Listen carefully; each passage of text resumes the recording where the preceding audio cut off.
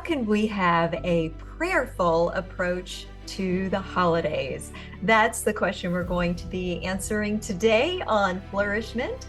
I'm your host, Tina Yeager, and today I have a wonderful guest. I'm so delighted to talk with her every time I have the opportunity. Her name is Janet McHenry, and she has a long history of experience with really intentionally delving into prayer and covering her community in prayer. She fell into the practice of prayer walking 25 years ago. She began as a quest to learn how to have a praying lifestyle. Her newest book, Praying Personalities, helps readers find their natural prayer personality. So exciting, by examining the prayer styles of biblical people, their spiritual gifts, various ideas about personality, and then bulleted suggestions for developing a praying lifestyle. Welcome back, Janet. It's been a while, but I am so happy to have you again on Flourish-Meant. This is such a pleasure, Tina. I always used to hang out with you. Thank you for having me.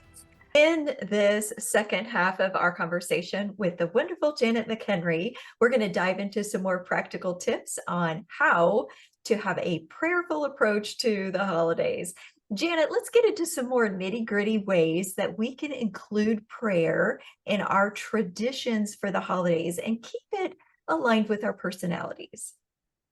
Right. And we were talking earlier about, some might find it more natural to write out their prayers. And so if that is kind of part of a praying practice that you have already, then maybe you could write out prayers for, Uncle Tony and send that to him in his Christmas card. You could choose, if you are kind of have the more personality who's like more buoyant and outgoing, and you love having Christmas music on all the time, maybe to think about choosing that kind of Christmas music that already is a prayer. Like I'm thinking like Joy to the World, those kinds of Christmas carols that, actually are prayerful in nature, and then allow them to inspire your prayers. Sing together as a family. We used to gather around the piano. My mom would always pray. She would always play all the way through the Christmas Carol book, and there were dozens and dozens, and we'd sing together.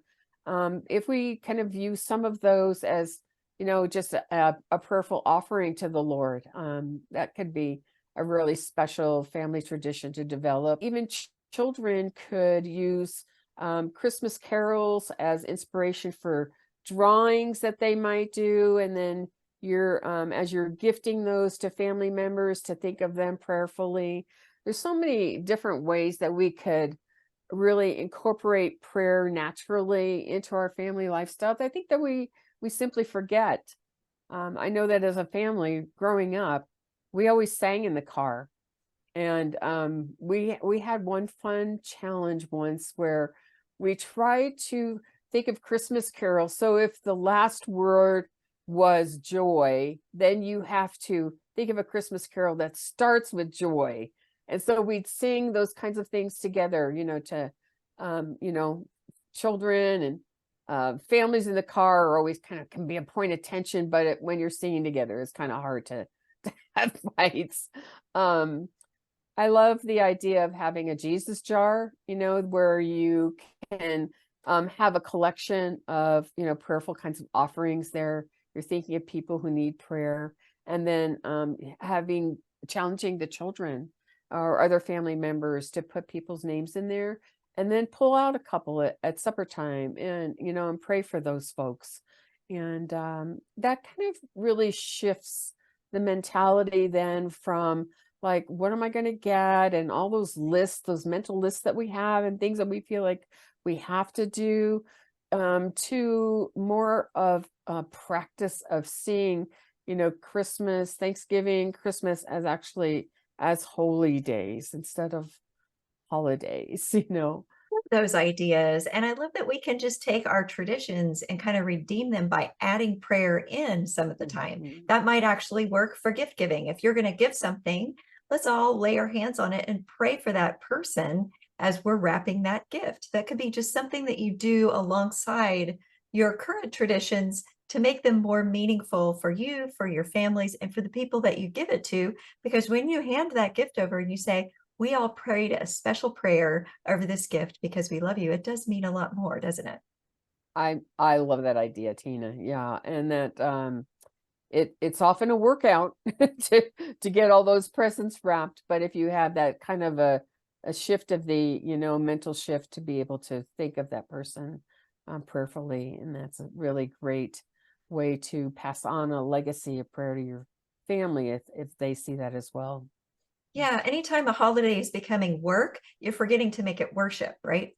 Right. Any final tips about how to look at the characters that we often see in the Bible story according to their prayer personalities and how we can think about that more deeply? Right. There are, if beginning with the book of Genesis, we look at Adam and we see that he was kind of a questioning or a challenge, he and Adam and Eve for the Lord, that we begin to understand that no matter who we are, what our personality is, each of us is not perfect, but God listens. He responds to us. Even Job, he was a cerebral kind of a prayer. And so he wanted to understand the pain that he was going through. And so he had questions and he explained himself and was using various forms of argumentation. I used to teach argumentation as a high school English teacher. I'm like, oh, very good argument, Job. But basically he just wanted to know why. And so no matter how we approach God, whether it's from a cerebral kind of point of view, or whether it's more of an emotionally charged kind of perspective, or a devotionally kind of offering, or even a physical way. Even I'm thinking of Joshua. God spoke to Joshua, told him not to worry, not to fear, and Joshua just responded with obedience. He was a physical kind of prayer. So I even think that our acts of obedience, when we know God wants us to do something, that's a prayerful response. God spoke, Joshua answered with obedience. God spoke, Joshua answered with obedience again.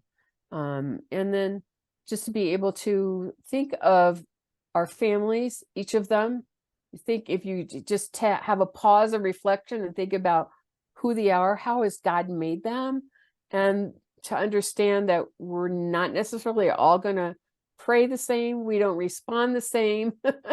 We have different ways that we approach problem solving, and different ways that we, even approach conversation with each other. And so naturally, the way that we are going to pray is going to be different. And even in a family setting, if that means that you have a couple really introverted kids and you're very buoyant and outgoing and you want to have this prayer time together, that's not going to be a comfort zone for your children or your grandchildren. So to kind of respect that and allow them to just pray in their own silent kind of way. And I think the study has been fascinating. It started with that look in the Bible.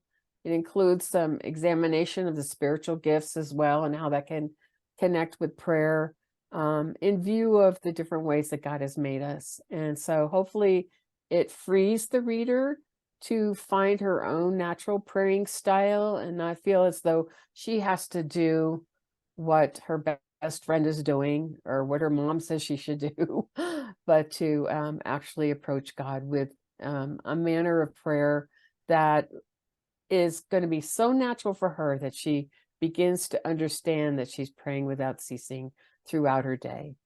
Yes. And I know that it's wonderful that we can all appreciate each other when we see those different styles and we celebrate them and we thank God that we're not all the same and He loves us and our differences. Listen to each other's voices and work together to pray together in respect for those differences, because that's how God hears our voices. He hears them as an orchestra of different sounds, different tunes, different sounds, different sections of that wonderful orchestra of prayer that reaches His voice as music to his ears. And during this time of the holiday season, we can be thankful and celebrate that too, right? Absolutely. So, how can people get in touch with you and get a copy of your wonderful new book and all of its unique properties? Folks can get in touch with me through my website at janetmchenry.com, and I'm all over social media too, so you can find me there. People can find Praying Personalities at all the online bookstores, and after February, it will be available in local bookstores as well. Thank you so much for listening. I hope that all of you were inspired for the holidays to really communicate with God according to your personalities and celebrate the differences in your family by weaving traditions in different ways with prayer. And of course, I also hope that you will hit subscribe and come back for the next episode of Flourishment. Flourish-Meant is part of the Spark Media Network and can be found on the Edify app.